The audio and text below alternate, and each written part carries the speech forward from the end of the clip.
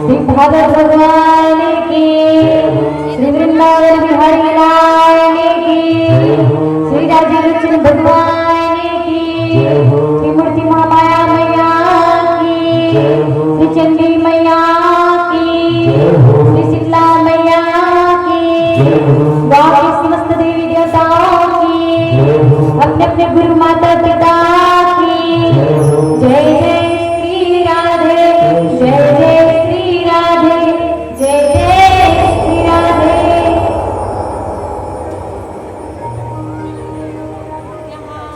मंगलम भगवान विष्णु,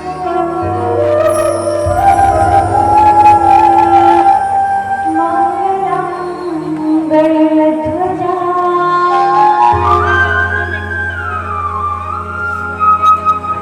मंगलम पुंडरीकाक्षा,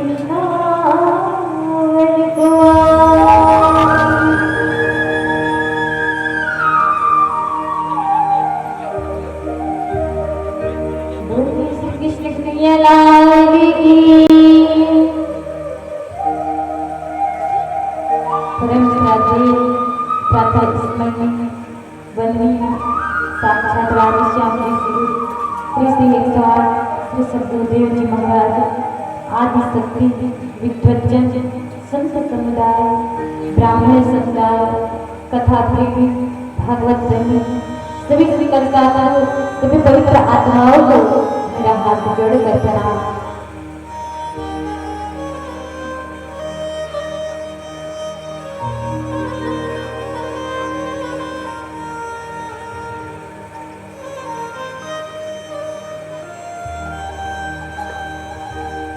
जिस प्रकार से आज हम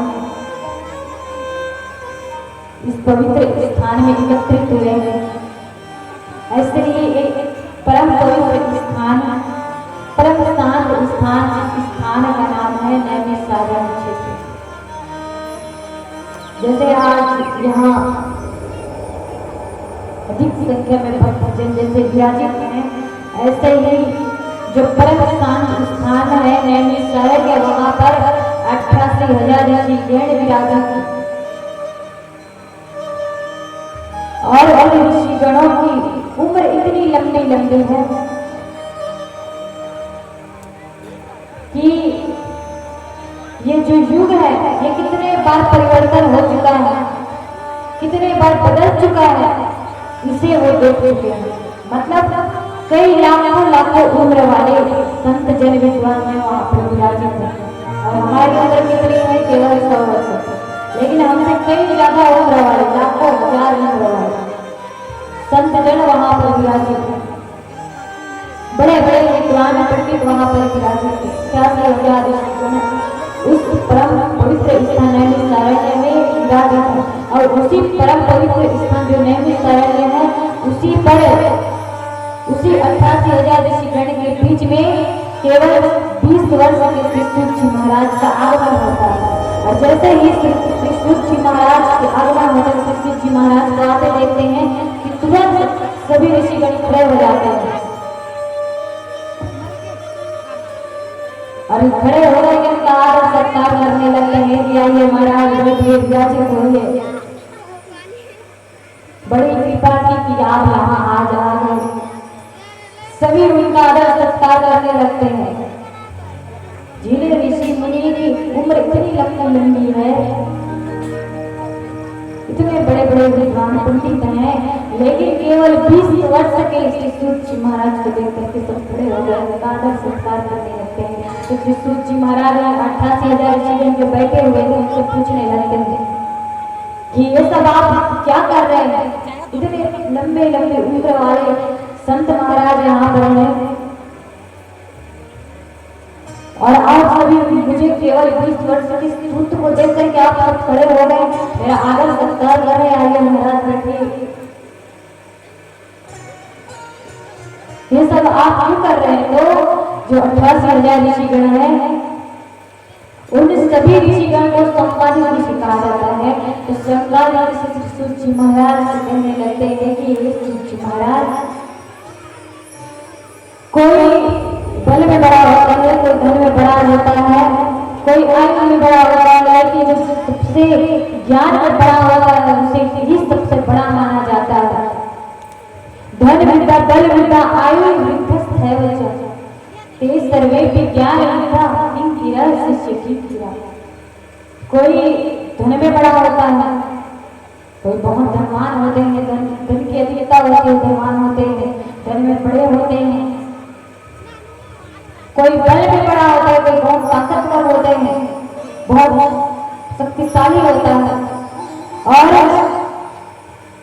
कोई आयु में बड़ा होता है। लेकिन श्री सूत जी महाराज जो ज्ञान में बड़ा होता है उसे ही सबसे बड़ा माना गया है।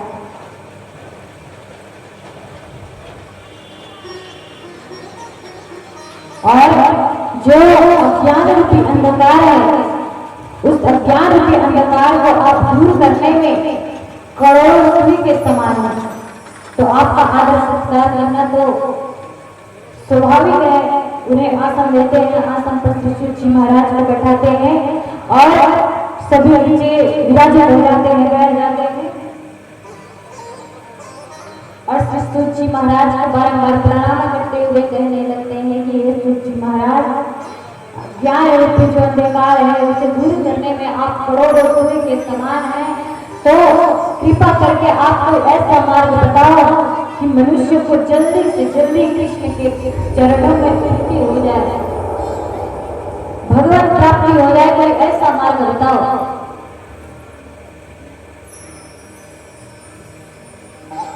तो कृष्ण जी महाराज सुन करके बहुत प्रसन्न हो जाते हैं।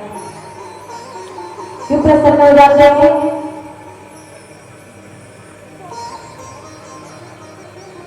उनके उस वाणी को सुन करके,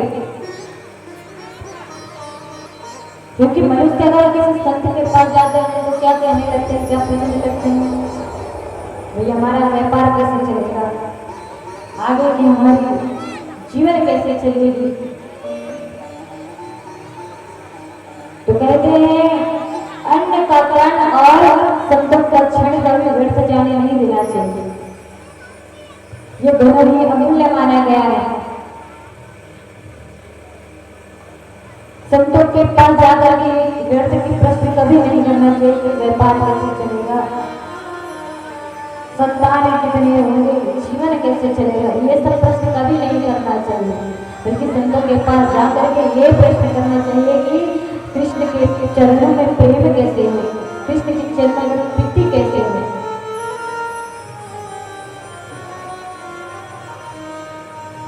तो जब सरकार ऋषि त्रिशूल जी महाराज से ये प्रश्न करते हैं तो त्रिशूल जी महाराज गदगद हो जाते हैं और उनसे कहने लगते हैं कि आपके प्रश्न पूछने से मैं बहुत प्रसन्न हूँ,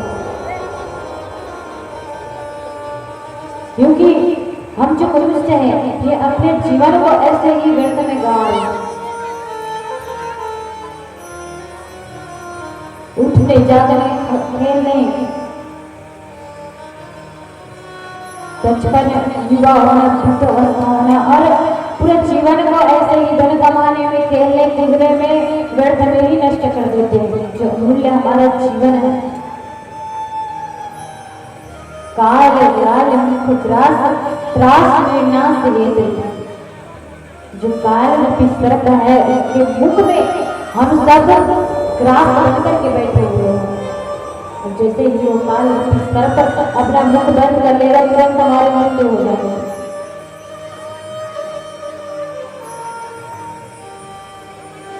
इसलिए कहते हैं अपने अमूल्य क्षण को व्यर्थ मत गवाओ, क्योंकि कोई नहीं जानता काल कब आ जाएगा।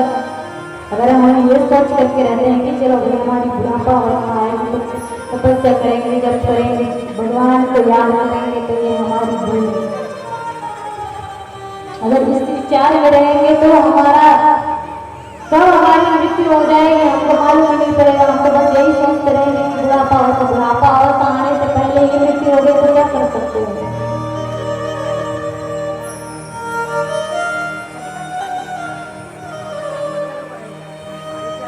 मनुष्य का सबसे बड़ा भ्रांति तो ये है कि वो चिंता ज्यादा करता है, चिंतन नहीं करता। ये कैसे होगा, वो कैसे होगा, जीवन कैसे चलेगी, आगे क्या होगा, यही सब चिंता मनुष्य को खाए जाते हैं। चिंतन को बढ़ाना है तो चिंता से मुक्ति कैसे मिलेगी और चिंतन कैसे बढ़ेगी, ये सिखलाते हैं श्रीमद् भागवत। श्रीमद् भागवत एक ऐसा अमूल्य ग्रंथ है कि उसकी तुलना संसार में किसी भी वस्तु से नहीं किया जा सकता। क्योंकि श्रीमद् भागवत की जो श्लोक है, जो कथा है, इसमें इतना आनंद रस भरा हुआ है, इतना अमृत रस भरा हुआ है कि हम जितना पान करेंगे उतना हमको कम लगेगा। एक बार जब श्री सुखदेव जी महाराज राजा परीक्षित को भागवत श्रवण करा रहे थे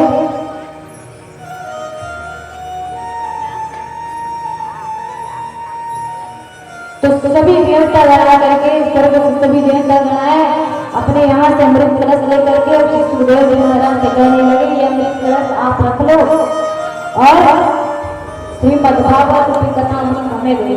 तो श्री सुखदेव जी महाराज ने अपना तो समझे वापस लौटा दिए कि आप तो सभी देवता गण गए भगवान ब्रह्मा के पास। भगवान ब्रह्मा पर चल जाकर के शिकायत करने लगे।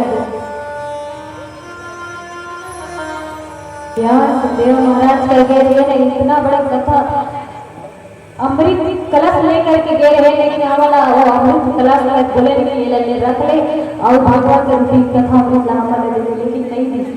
तो ऐसे कहा है भागवत में तो भगवान ब्रह्मा जी अपन यहाँ से तराजू लेकर के और तराजू लेकर के ऐसे और एक तरफ भागवत रखी से और दूसरे तरफ जो दुनिया की समस्त चीजें सब लाइक तरफ रख तो आखिर कहा है भागवत। तो दुनिया में समस्त वस्तु एक तरफ रखी से एक तरफ भागवत रखी, लेकिन फिर भी भागवत जो पलड़ा रखा है पलड़ा नीचे की ओर झुके, अर्थात वजन होते वही तो नीचे की ओर झुकते। तो भागवत की तुलना कौन कर सकते हैं? कहा होगा तो स्वयं भगवान ठाकुर जी भगवान कृष्ण विराजित थे और भगवान की तुलना कोई कर सकता? कोई नहीं कर सकता।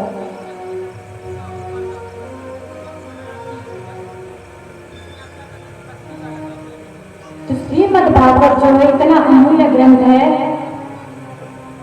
इतना इसमें अमृत भरा है कि इसका तुलना किसी से नहीं किया जा सकता। और जितना अमृत का पान करेंगे उतना हमारा जीवन कल्याण होगा।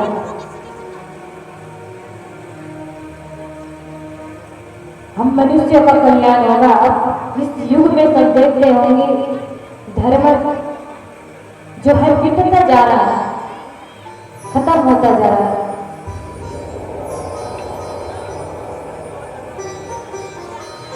त्रिशूल जी महाराज सारनाथ दृश्य को बता रहे हैं कि एक बार श्री नारद जी बड़े बड़े प्रगति से बद्री धाम की ओर जा रहे थे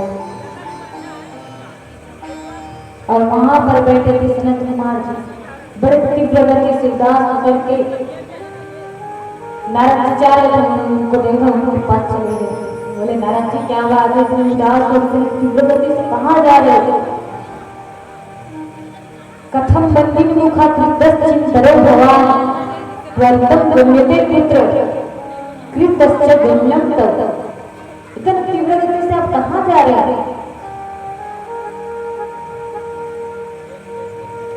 तो राजा जी उदास होकर के बताते हैं कि क्या बताऊं,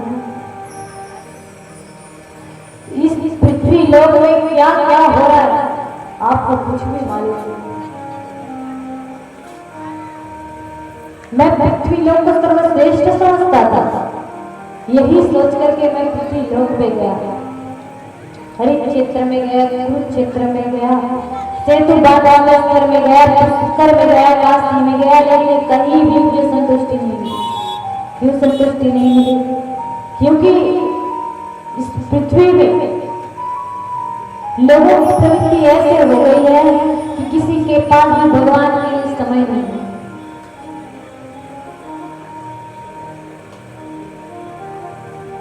व्यक्ति अगर दिन भर में एक बार भी सत्य बोल देते हैं तो अपने आप को राजा हरिश्चंद्र मानने लगते हैं, और 24 घंटे में कई हजार बार वो झूठ बोल रहे उसकी कोई गिनती नहीं। ऐसे लोगों की प्रवृत्ति हो गई है। घर में नए लोग भी चलते हैं, बुद्ध माता पिता को कौन पूछे?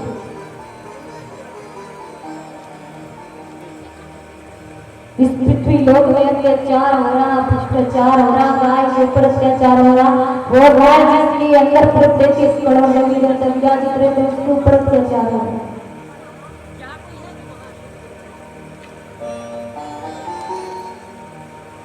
अहिंसा बढ़ गई। मैं इतने सारे जगह गया लेकिन कहीं पर भी मुझे शांति नहीं मिली। भगवान क्या बताऊं। फिर मैं वृंदावन में गया, और जैसे ही वृंदावन में गया वहां जाकर के मैंने एक कौतुक देखा।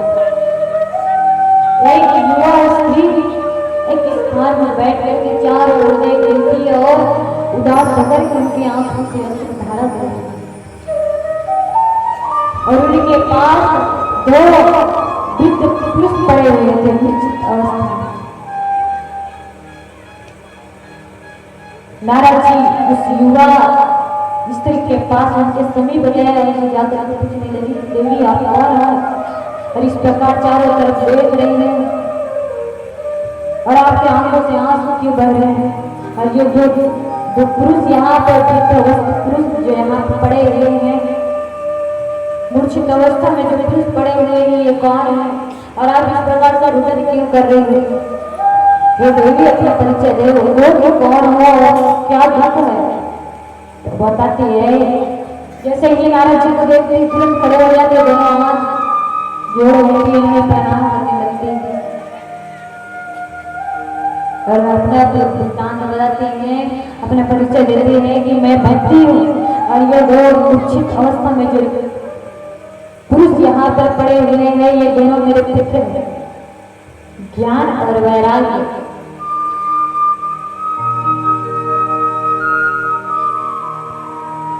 तो इस पृथ्वी में इतना अत्याचार हो रहा है, अत्याचार हो रहा, भ्रष्टाचार हो रहा, इसी कारण यहाँ ज्ञान और वैराग्य की समाप्ति होने लगी है। इसलिए ये मूर्छित अवस्था में, बुढ़ापा अवस्था में, मैं की माता हूँ लेकिन मैं युवा अवस्था हूँ और वो माता कौन है, भक्ति रह गए, तो वो युवा अवस्था में क्यों है और वृंदावन में क्यों? क्योंकि वृंदावन में आप जाओगे ना तो हर जगह भक्ति चलती है। आप जो कोई भी गए होंगे वहाँ आप ये देखे होंगे कि अगर जैसे कोई ऑटो वाला है ना तो उसको क्या बोलेंगे, ऑटो रुको, ऐसा नहीं बोलेंगे, राधे राधे राधे राधे चिल्लाते हैं तो रुक जाते हैं।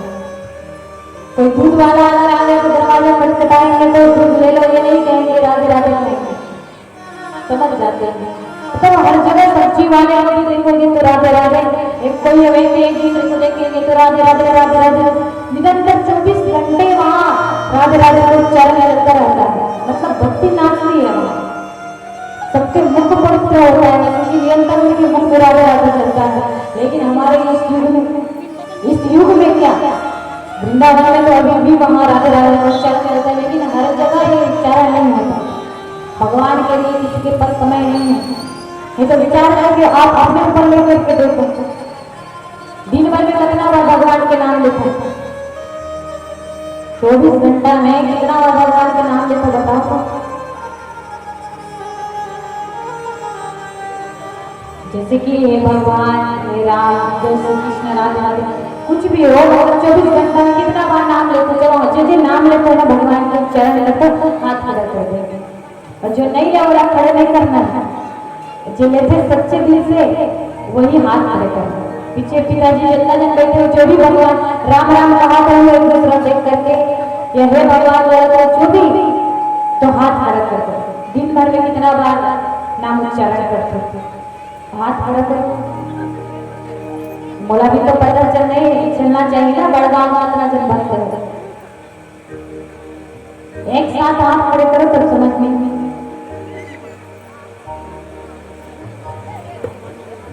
हाथ खड़े करेंगे, झंडा जैसे हाथ वैसे थोड़ा दर्शन करना है, फिर नीचे झुकाना है, ऐसे एकदम से हाथ खड़े करो। और पीछे पिताजी में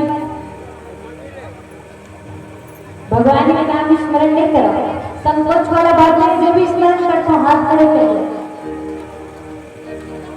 मतलब यहाँ बहुत भक्त परिवार है, भगवान के प्रति बहुत भक्ति है, तो निरंतर 24 घंटा में कम से कम अगर भगवान 3 घंटा 4 घंटा नहीं दे सकता तो कम से कम मानसिक जाप कर सकता है, मन से भगवान याद कर सकता है। जैसे कोई एक दूसरा देख लेकर राधे राधे बोल रहे, कोई देख देख राम राम, ज्यादातर में देखे वृंद पिताजी मन जा रहे हैं, रास्ता से भी चला रहे तो एक दूसरे देखे राम राम ऐसे बोल। किसान लग गए खेत में भी कमाई करेंगे तो थक जी तो बैठे तो हे भगवान, हे प्रभु, हे नारायण, इतना नाम जरूर चलते। तो एक से कारण हमारे मुख पवित्र होते हैं, हमारे आत्मा शांति मिलती है, हमारे कल्याण होते हैं। तो जब तक भागवत चलाते हैं 7 दिन तक, जो भगवान के प्रति आपका श्रद्धा है तो दिन भर में कम से कम 15 बार नाम उच्चारण करना है भगवान का।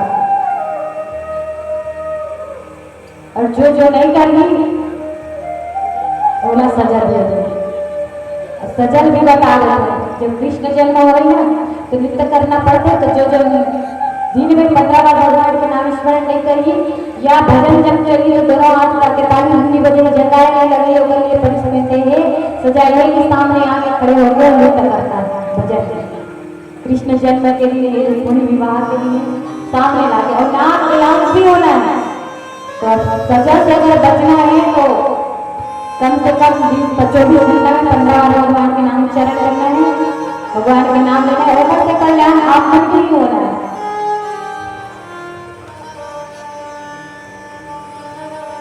तो चलो एक साथ मिल करके श्री राधा रानी के स्मरण करते हैं। राधा रानी के स्मरण करोगे कारण कि जहाँ राधा रानी रहते वहां भगवान श्री कृष्ण रहते। कभी राधा कृष्ण के पीछे नहीं जाएगा, कृष्ण राधा के पीछे आते। तभी जब आप नाम लेना तो कभी ये नहीं कहो कृष्ण राधा, राधा कृष्ण बोलते। पहले राधा के नाम लेते उसके बाद कृष्ण के नाम लेते। तो अगर हम अपनी राधा रानी का याद करो तो कृष्ण भगवान तो ऑटोमेटिक चले आएंगे। तो चलो दोनों हाथ उठा के भजन में सहयोग प्रदान करना है, सब लोग राधे राधे के नामोच्चारण करना है और आज से शुरू कर देना है एक दूसरा देख के। हमें रोज पूछो कितना बार नाम ले कर एक दूसरा देख के, और जो नहीं गई ना वो अंदर आके बताऊंगी, लिस्ट में नाम लिख के बताऊंगी। तो चलो दोनों हाथ उठा के ताली बजा के श्री राधा रानी का स्मरण करना है ताकि भगवान श्री कृष्ण भी हमारे पास आए और दर्शन मंडप कर सको। तो सब लगा कहना है, क्या कहना है? राधे राधे क्या कहना है? जोर से राधे राधे। तो कुछ ऐसे करें कि रोज प्रतिदिन हमारे मुख में राधे राधे के नाम उच्चारण आ जाए और अपन साथ जब नाम उच्चारण ही तो एक दिन भगवान के दर्शन हमारे हो जाए, परम गति के मिल जाए, सदगति हमारे मिल जाए।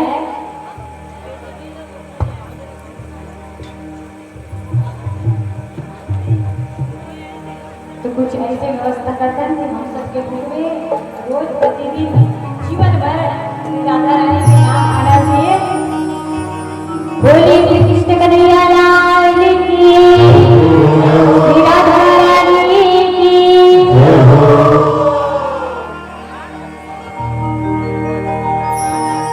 कोई कुछ ऐसा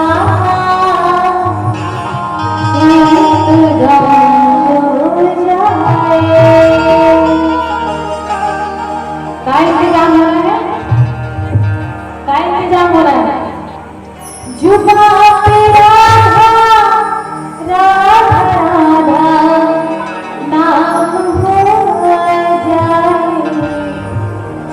क्या हो रहा है जुबा में? फिर बुला क्या कहना है? राधे राधे कहना है ना, फिर राधा रानी का याद करना है। तो चलो किशोर कुछ